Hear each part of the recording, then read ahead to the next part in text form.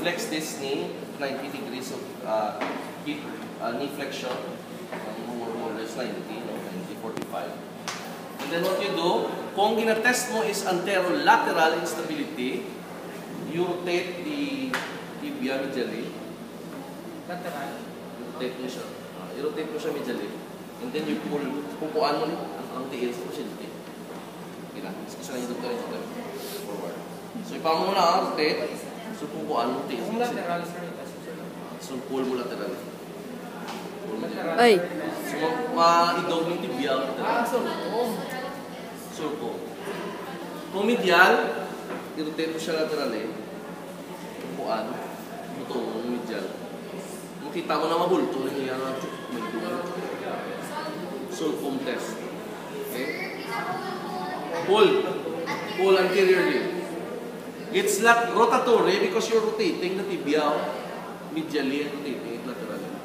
Okay? So, tandaan, kung i-rotate mo sa medially, butungon mo siya to the lateral, hindi to the medial. Butungon mo to the lateral because you want to look at lateral stability. Opposite direction. Kung i-rotate mo siya laterally, tutungon mo din siya, tutungon mo siya towards the medial side. Tawag mo yung medial stability.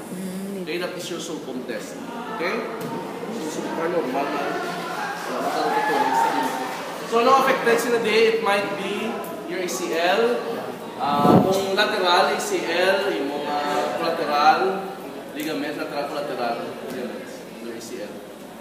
Okay? Then you have your loose test. Kung ako sa inyo, sulcum test na may performing for rotatory stability. Kaya ako sige ako.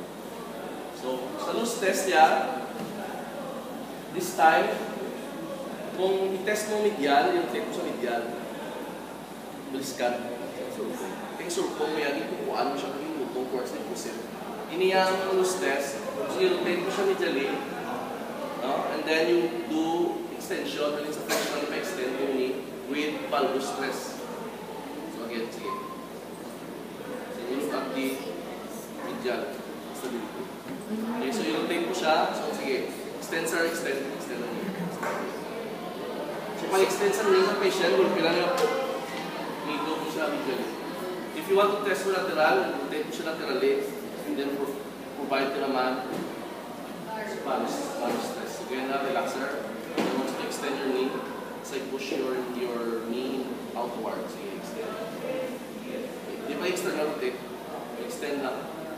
Ang hari lang yung inatiyo. Sige, extend. Okay.